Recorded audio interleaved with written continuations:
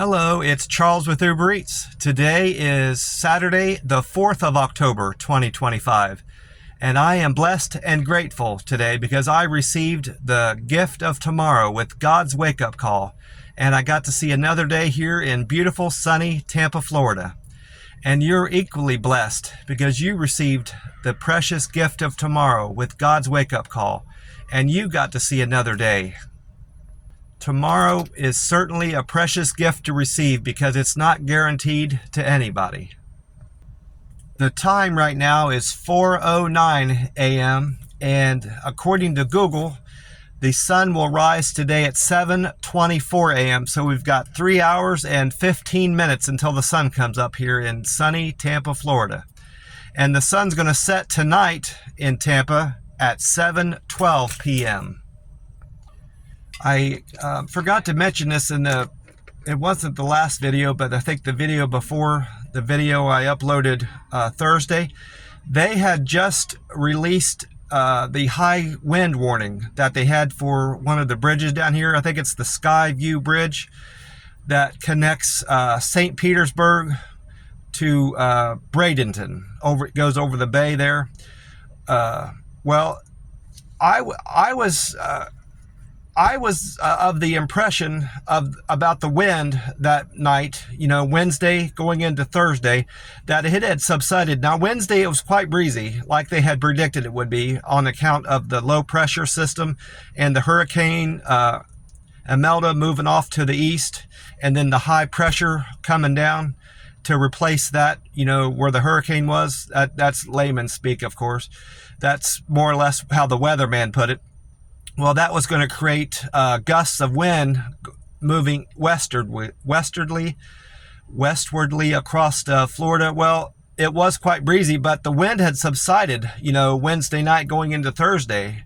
And they had not yet released that high wind warning for that bridge that, that connects St. Petersburg with Bradenton, Florida. Well, I looked into that further to see why that would be, and it occurred to me that maybe they were being precautious and not releasing it until hours after the wind had subsided. And there's the fact that it's a bridge, but I looked into it further nonetheless. And according to what I found, what the wind gusts that you experience, like let's say the wind is like 15 or 20 miles an hour on land. Apparently that feels a whole lot worse and a whole lot stronger when you're out on the ocean, or on the water on a little boat. 20 miles an hour wind feels like it could be quite dangerous, I guess, is the best way I can put it. And another website, I went to YouTube, I searched it up on YouTube to find out anything else I could find out about it. And that's more or less what that YouTuber says. I don't remember his name. I didn't bother writing it down, but he said the same thing about high winds and how they impact small craft on the water, and that you have to be extra precautious when you're on a bridge that spans a large body of water like that, because it, even like a small gust of wind can be more impactful on a bridge as opposed to like inland when you're driving on a regular road inland, is the way he put it, the YouTuber did. Well, I think it was that YouTuber that put in his description resources that he used, and I came across, I think it's going to be a good resource for me to track what weather I can expect here in Tampa, especially since I'm right here on the Gulf of America, and that has a greater impact. Being on the coastline like this, you got to be more aware of how being on the water, near water, impacts your weather predictions and wind and rain and all that. It rains a lot here. It rains here more often, I think, on account of it being close to the Gulf of America and the ocean, and of course being in the tropics, it rains more often here. But in any event, that website is called marine.weather.gov. And it's, you go in there, the link that he put was specific to a certain area, but I found out if you chop off the last part of that website that he used, you can plug in any zip code that you want. It goes to the base root of the website. And I typed in Tampa Bay, I typed in Tampa, Florida, and I got this weather forecast for today. Now, Paul Delegato from Fox 13 Tampa, the state, I watched this last night. I didn't go to Google at all for the weather forecast today. I just relied on Paul Delegato's, the chief meteorologist with Fox 13 Tampa. He's the local weather guy here. He's saying that we're going to expect scattered showers in Tampa today and a high of 88 with a light breeze. And he's saying that east of the Rockies, the majority of the United States east of the Rockies is going to have very mild and pleasant weather. Nothing much going on. So most of the country is going to have nice weather.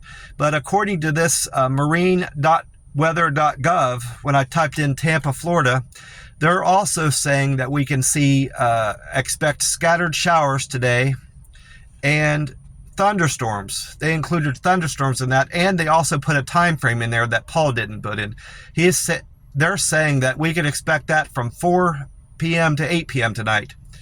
Breezy and a northeasterly wind of 10 to 16 miles an hour with gusts as high as 25 miles an hour with a chance of rain of 30%. Sunny most of the day, high of 89. So it's a very thorough forecast, for what it is. And I think I'm going to, until I find a lot of flaws in that forecast that it provides on marine.weather.gov, I'm going to continue using it along with, Paul Delegato's forecast from Fox 13 here, the local guy. I'm going to rely on those two and not rely so much on Google weather anymore. Something else, I was just looking at my notes, I forgot to mention about Paul's weather forecast. He's saying that there's no active tropical storms right now in the Atlantic. But this morning, that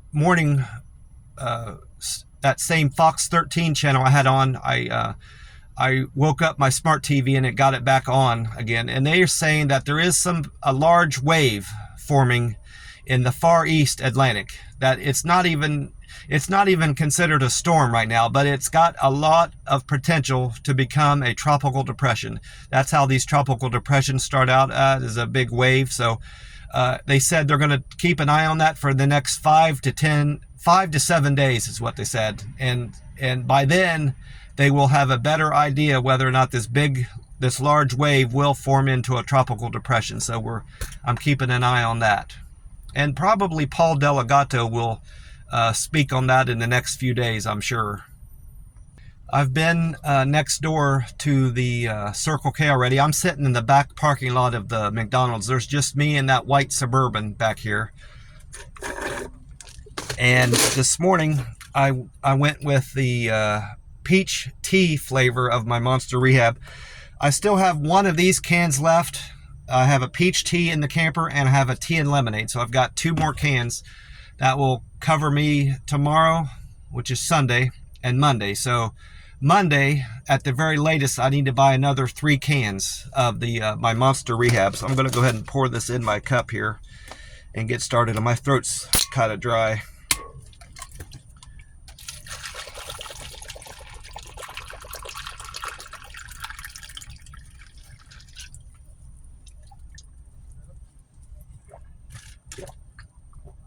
Now that I'm back to this from drinking that, what was it? Wasn't the straw? I was thinking about the strawberry rehab I had a week ago, roughly. That new flavor of Monster, they put out the Blue Hawaiian. I come to realize how much I appreciate these rehabs. They just have a much milder taste. They're not sour, and they don't have that carbonated water in them. They just have they use. Here's the top. They have brewed tea. They have actual natural stuff in there, not a bunch of chemicals. This has brewed tea, filtered water, black tea solids, peach juice concentrate. Actually, I mean it's not whole juice, but it's concentrated juice. I mean, it's actually got real stuff in there besides the other chemical. It has chemicals in it. It's got acai puree, gobi berry puree. It's got fruit in there, Well, I mean, it might be concentrated or powdered form, but it's still actual fruit. Coconut water. I mean, there's real stuff in here, not just chemicals, which is good for you. And I feel better after drinking this. that day after I drank that blue Hawaiian Monster, I didn't feel the same. I didn't feel as well, and I didn't feel as hydrated as I do with drinking these Monster Rehabs. And they've got excellent flavors. I'm not a fan. I can't say I'm a fan of the green tea, but I like it. I still like it. I give it like a 5 or 6 out of 10. I like it much more than I like any of the regular Monsters drinks, and that's including the one that I was hooked on for a long time, that Zero Ultra. I loved the Monster Zero Ultra, and I don't like it as well as I like the green tea Rehab. So for what that's worth. I did check the gas prices over at the Circle K. I never got gas. I was parked at one of the pumps, and I had started to do this video there, but I had realized I forgot to write down a couple of my Reddit scores. So I went ahead and stopped the video, and I decided to just repark my car because I didn't like the lighting over there. I like being more secluded back here in the back parking lot of the McDonald's when I do my video anyway. So I thought this wasn't meant to be. I'm just gonna repark my car and get gas later on, you know, maybe after I leave the McDonald's after I have my coffee. But anyway, the gas over there at the Circle K is at $2.95 this morning, Saturday morning, and yesterday, Friday morning, it was at $3.01, so it's down 6 cents at this Circle K just in one day. And according to Gas Buddy, I checked out Gas Buddy prices and the AAA website this morning. Gas Buddy is reporting that the Florida state average is $3.04 today, and yesterday it was $3.08 for Florida. So it's went down. The Florida state average of gas has went down 4 cents, which is surprising because normally gas goes up on the weekend. I've heard people say that, and I've experienced that myself. I've seen it myself, but both Circle K here and Florida has went down going into Saturday. And then AAA, their numbers haven't changed from yesterday. Yesterday, they were saying the average gas price for the whole country was at $3.15, and then today it's also $3.15. I don't know if they just haven't updated their website or not, and it'll get reported later on in the day, you know, their Saturday numbers, but that's what they were reporting when I checked it this morning. I managed to stop at a 7-Eleven. I stopped at the 7-Eleven on Racetrack Road here in Tampa and bought this $500 a week for life scratch-off ticket. This one is number 242 from the book. I did a review on that 7-Eleven, by the way. I didn't want to lose that opportunity. I checked my Google metrics, and I realized I hadn't been to that particular 7-Eleven yet to do a review. So I posted 5 pictures from there, and I gave them a 5-star review because they were very nice. Their store was well stocked. They didn't have all the variety of Monster Rehab there. They were missing a peach, but they had the green tea, they had the wild berry, and the tea and lemonade, but didn't have they were missing that one. And the associates, the one lady that didn't have a name badge on, she greeted me, and as soon as I walked in the door, she said, "Hello, welcome." And then the other older lady that waited on me was very nice. She had a name tag on. I'm not going to say her name on here. It's not necessary, but they were both very nice, great customer service, smiled, greeted, and engaged with me. So I have nothing bad to say about that store, and I gave them a very good review. And I improved my Google metrics in turn. Go ahead and see if this number 242 is a winner. Get my lucky wheat penny here. Let's check.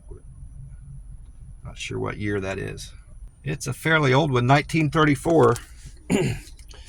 I had other wheat pennies. I'm not sure what happened to them. I had a lot older ones than that, but this is the only one I've got now. So the winning number is 6 that I need to match among my numbers. Let's see if I won anything. I turned that other dollar ticket in for this one, by the way. That one yesterday I won $1 on. I just traded it in for this one. So got a number 1. I'm not going to win $5. Got a number 17. I'm not going to win $100. Got a number 9. I'm not going to win the grand prize of $500 a week for life for 25 years. Oh, and you can reveal I just noticed you can reveal a 2 times symbol and win 2 times that prize without matching your number. Apparently they just put that in place of your number. 14, so I'm not going to win 40. And then we've got a number 19, so I'm not going to win $10. So we got another dud here. That's okay. I won recently, so I'm not upset about it at all. But 242 apparently is not a good number to pick from the book.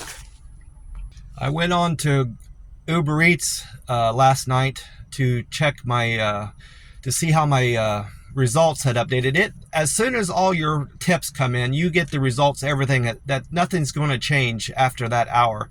You know, after you deliver someone's food, an hour later you get your tip and all that. Well, your metrics aren't going to change either. Anything they give you good a good comment on or a bad comment on, or reported you for good customer service, however they do that. I don't have the Uber Eats app for the customer. I don't have the customer's Uber Eats app, so I don't know how that works. I've never ordered food with any of these apps. I always just call in my order whenever if I am placing an order in that fashion. I personally like to go in and order food in face-to-face with somebody. I don't like to call on the phone to do it anyway, but sometimes it's more convenient to do that, and it works out better to call it in. But in any event, when I got onto Uber Eats, the app, I got a notification about something. It said, it was like a text message. It said, Uber Eats notification came in. This came in at 8 o'clock last night, Friday the 3rd. That's when I noticed it anyway. It says, the notification said, people like what you are doing. You earned a $20 tip. Hey, big tip receiver, Charles, take a bow. You recently got a $20 tip. You are setting a high bar for your fantastic service, and customers are noticing. They certainly are noticing. I think, I don't remember getting that specific amount. I, of course, could look back and find it, but there's no point in doing that. I'm sure it was in the last few days. Because the last time they said I got an $18 tip, and I do remember when that came in, it was like 2 days later. So I think these messages come in 2 or 3 days after the fact. So this probably was one of my tips I got from Tuesday or Wednesday, most likely. But I like the fact that it gives you some recognition for tips you're receiving, instead of just all the bad stuff, warning you that you're going to lose your, potentially lose your Uber Eats privileges. Not me. I'm not saying that about me. I'm some of my fellow subredditors on the Uber Eats driver subreddit have been posting stuff recently on there about threats that the Uber Eats app has given them about losing their privileges for using Uber Eats because their metrics aren't where they should be. But it's not all bad stuff. I should probably post this on the subreddit to just put out there that Uber Eats isn't just sending out bad stuff to their drivers. They're sending out good, encouraging stuff too. So I probably should do that. I also got a message from Reddit saying that I had one of my recent posts had garnered several upvotes. I think it said 24. The original one said 24, then it updated it and it said I had over 70 or 71. Well, this morning, that same post now has 74. So I'm getting a lot of good responses from that post I did about it was 2 days ago, where I got to the lady's address, and she had explained to me that if the gate was closed, I would need to follow someone in, and that if that didn't work, she would come down. Well, and then I explained in the post that she never came down after I texted her and she didn't respond. I called her and she didn't respond, and I had to go to the leasing agent to get the number to the gate. And then as soon as I do that and the gate's rising, then she decides to come down. Well, a lot of people apparently liked that story and liked how I put it together, and the way I used the screenshots with my story, because now it's got over 74 upvotes. And that that's resulted in some good scores with my Uber Eats, with my Reddit. Karma has really boosted my karma up with Reddit. And I was just looking at my notes. I also have 45 comments to that, and that's probably the most comments I've had to any post I've put on that subreddit, to any subreddit on Reddit. The one I use mostly is the Uber Eats driver subreddit, so I'm really happy with how that turned out, and it's probably going to get more upvotes. Now, those 74 upvotes haven't directly impacted, they've impacted my karma, but apparently I'm getting a lot of downvotes somewhere, because I didn't get 74. My karma didn't increase by 74. I can't find my notes right now, but I'm getting a lot of downvotes somewhere. It's only going to upset me if I look into it further and just make me wonder why somebody would downvote what I'm putting on there. So I'm not going to look into it, but I know people are downvoting me too, but I'm still a net positive for my karma, which is good. I didn't write down what he wrote, but this guy that goes by the handle eat 20 eggs on Reddit made a comment related to that story. He commented on that story I put on there about the lady that wouldn't hardly come down to get her food. He mentioned that he's a delivery driver. He delivered food to a gated community, to a person that was renting an Airbnb in there. And his argument was that if you own a place in a gated community, you should not be able to turn it into an Airbnb, because legally those Airbnbers aren't allowed to have the gate code, I guess. I don't know how, if it's a state law or whatever, but from his perspective, this eat 20 eggs guy on Reddit said that Airbnb people aren't allowed to have the gate code, and so he ran into a big problem with his customer delivering their food because they couldn't give him the gate code, and so he more or less had a similar frustrations with that customer that he had, as I did. I mentioned that I have been commenting on a lot of Reddits too. That's gotten me some karma too. You get a karma instantly from posting a comment to someone else's page, post on there. And I read a post from Equivalent Cat 5414 that posted a screenshot email that they had received where they were going to be threatened. I'm not going to read this whole thing, but they were basically being threatened that they were going to lose access to their Uber account if they didn't improve their customer satisfaction score. Which was confusing to me, because based on the screenshot that this Equivalent Cat showed, their customer satisfaction score was quite good. It was 97%.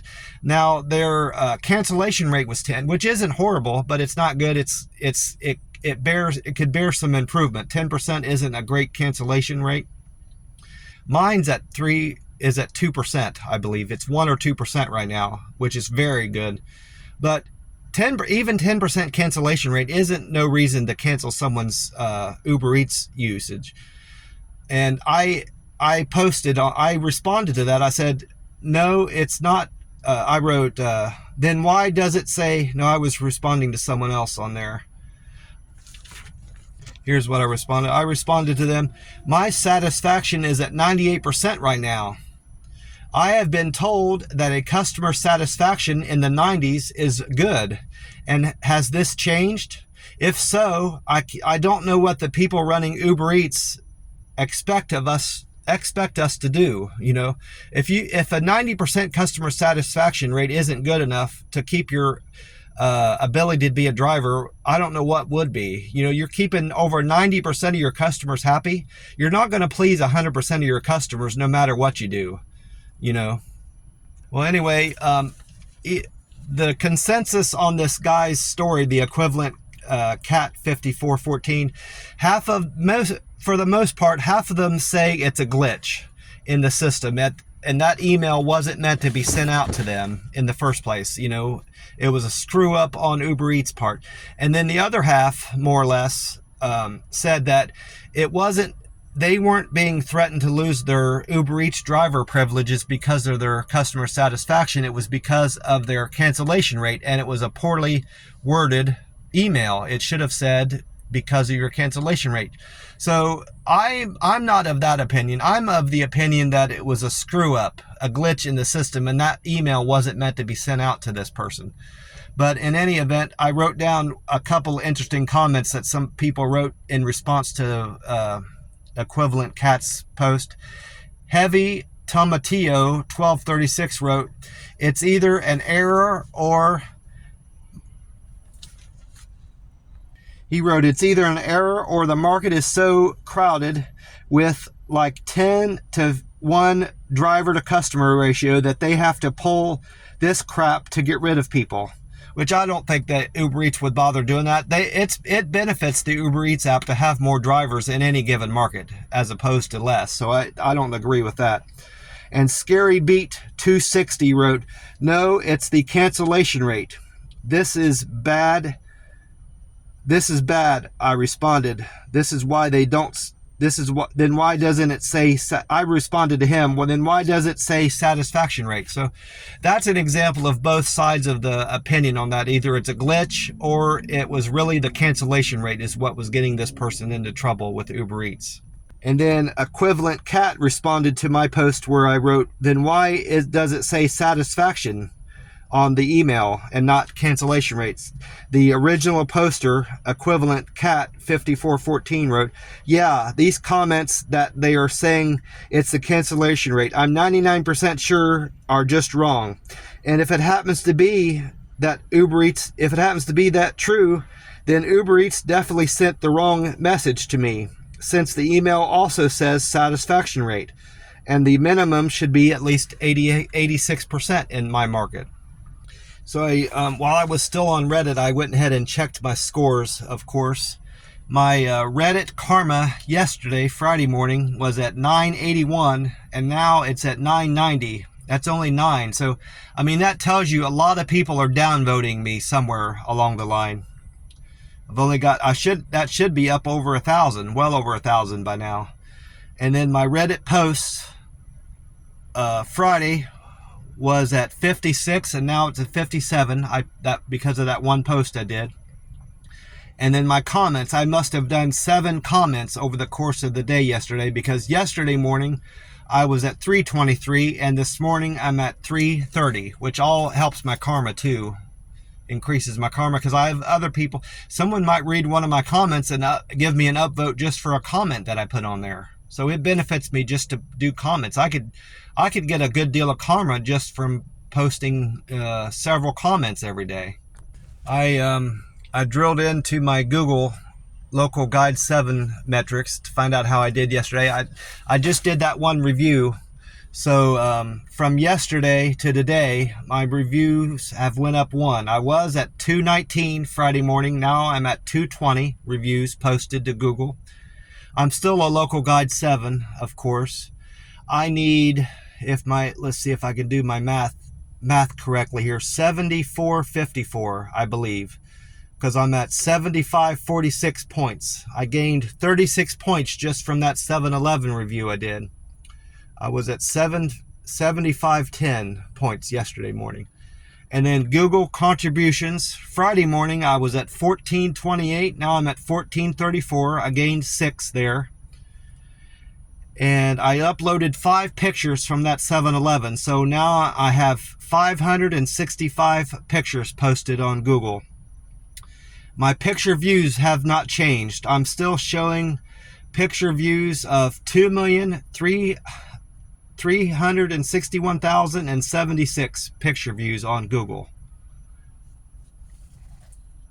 And now my Uber Eats metrics have changed a good deal from yesterday, Friday morning, to today, Saturday morning. My Deliver with Care went up a great deal. All those 5 metrics went up a good deal, in my opinion. I was at 340. Now I'm at 343 with Deliver with Care. My friendly score was at 296. I went up 4. I had 4 people comment that I was friendly with them yesterday. I'm at 300 comments now. quick and efficient. I had 4 people describe my service yesterday as quick and efficient. Now I'm at 297. I delivered perfect handoff to 2 people. 2 people said I delivered their food with a perfect handoff, 278 now. And I had 4 people say I used good communication skills in delivering their food to them yesterday. 266 now for that. That's fantastic. 266 good communicator, 278 perfect handoff, 297 quick and efficient. Friendly score was 300 and delivered with care 343. And my on-time percent remained the same from yesterday. I'm still at 92%. So that's very good. Like I said before, anything above 100. My goal is to stay above above 80. Anything above 80% is good for me. So I'm well above that goal. My cancellation rate stayed the same. I'm still at 1% canceled orders. My acceptance score went up. I was at 35% accepted orders. I accepted more orders yesterday. I'm now at 40%. And my customer satisfaction went down from 98% to 97%. I was sitting here trying to wonder why I had a canceled order, but now I realize, looking at my notes for the deliveries I did yesterday, it jogged my memory. It was the second trip I made. I had to cancel that one. I get there to the first watch on East Fowler, and they didn't have their order, and they said that someone had just picked it up. And I always wonder how that happens, whether the restaurant gives out an order to somebody without checking their phone to make sure they're an actual driver, or if it's a glitch in the system. Well, I called the lady while I was still active. I still had the order on my phone, and I said, hey, I'm up here at First Watch to pick up your food, and they're telling me that someone has already delivered it to you. The restaurant didn't say all that, didn't put it that way exactly, but I had to put it in terms that a driver would put it, to the customer, is why I framed it that way. And she said that she explained to me, the customer explained to me, that she had received the order and it was missing some things, so she had to reorder it. So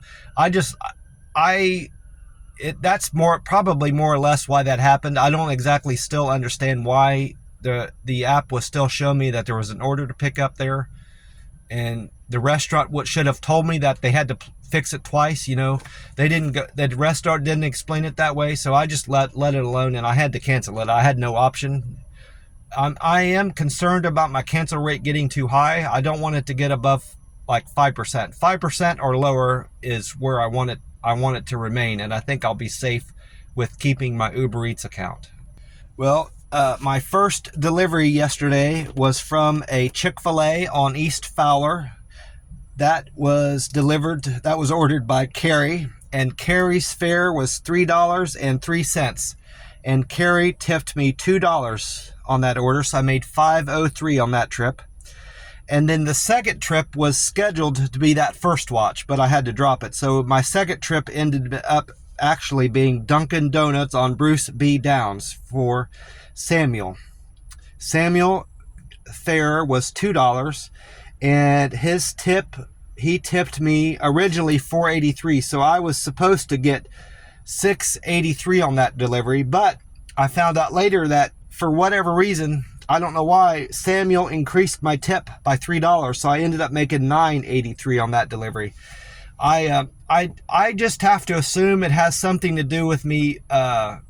The same reason I'm getting better scores on my metrics, the customer satisfaction scores, where they measure how many customers comment on your perfect handoff, good communication, quick and efficient, and all that. I just have to assume it has something to do with that, is why these people increase my tips. And then my third trip was to the Hole-in-One Donuts on Florida. Was from the Hole-in-One Donuts on Florida Avenue to Michelle. Michelle tipped me $8 on a fare of $2, so I would have made $10, but she was another person that raised my tip. She raised it $2 more, so I made $12 on that order. I think I had one more person increase my tip.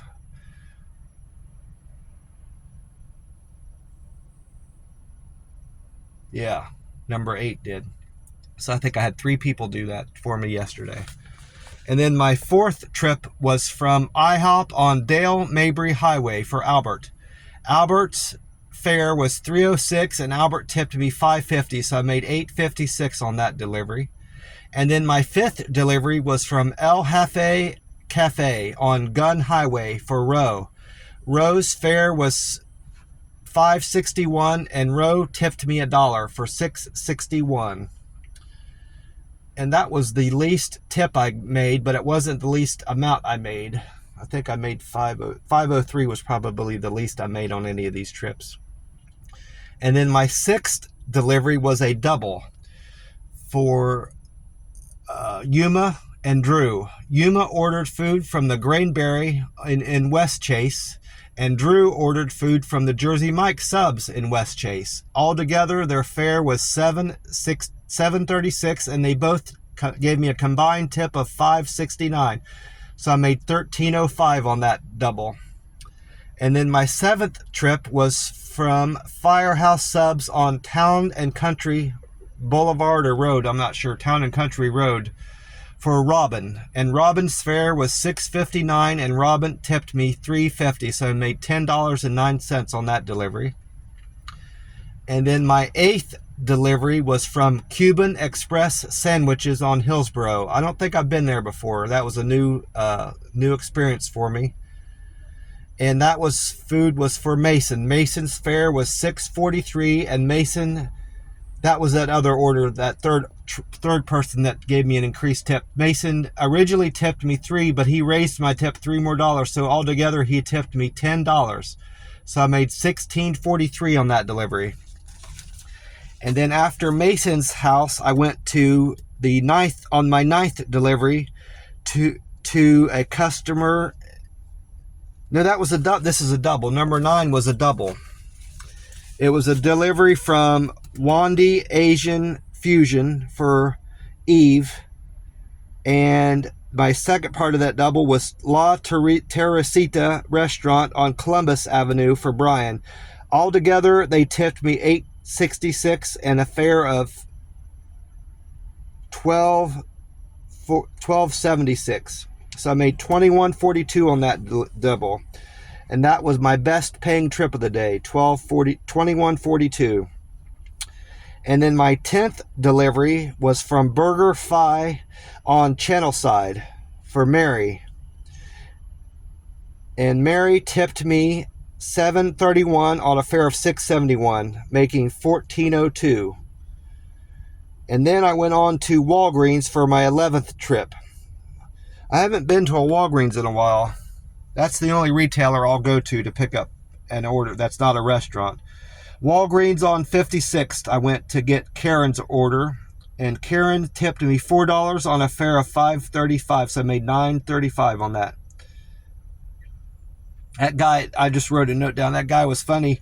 I get in there, you're supposed to go back to the photo where you pick up pictures to pick up any online orders, and Uber Eats drivers, when they pick up their orders, they go back there. I go back there, and this young man standing back there doing something with film, pictures. What can I do for you? I said, I'm here to pick up an order for Karen. Karen F. I repeated it like that. And he says, I've never heard of her. And just with a real straight face, I said, well, I've got an order number here, if that helps. He goes, I'm just messing with you, man. Take it easy. And I said, don't do that to me. I'm low on sleep, and I haven't had any coffee for a while. And we both laughed. He was trying to be funny, and it was funny. I kind of needed a laugh like that because I was getting kind of tired, and it kind of perked me up. So that was nice of him to pull a little joke on me. But anyway, that was my second to last trip of the day.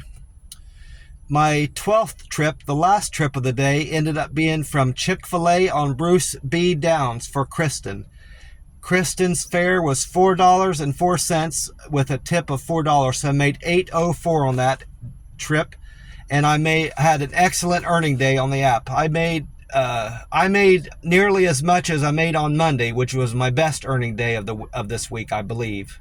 So far, my the Uber Eats app pay week runs Monday through Sunday. So Monday was the best, and then yesterday was the second best in terms of earnings on the app. Well, I'm going to get off here and get in and enjoy some coffee at my McDonald's here shortly. It's almost 5, and see, I finished eating, it was before 8. It was like 7:30 or 8 last night, so 9.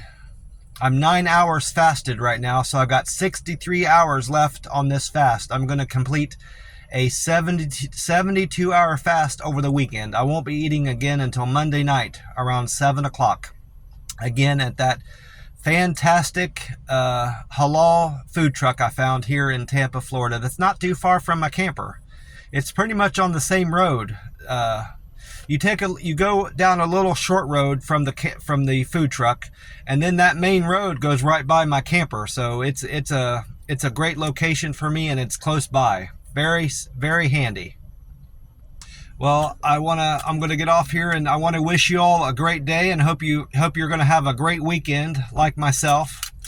God bless you, and I want to remind you that belief in a higher power and belief in God and praying to God will relieve you of a lot of problems in your life and get you out of a lot of bad problems you're having in your life and relieve you from a lot of stress. And it's relieved me. My belief in God and praying to God and having Jesus back in my life has done wonders for my health, and it's relieved me of the burden alcohol abuse was having on me. I was an alcoholic. I still consider myself an alcoholic.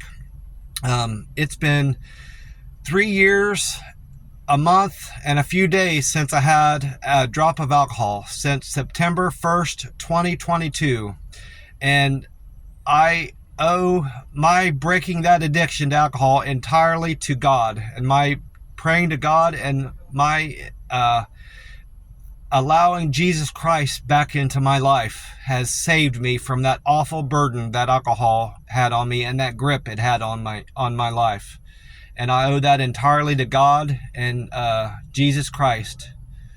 Amen. And God can do the same for you if you only believe in Him and pray to Him. God can and will answer your prayers, big and small, if you only believe in Him and pray to Him. God bless you all, and I will talk to you soon. Bye for now.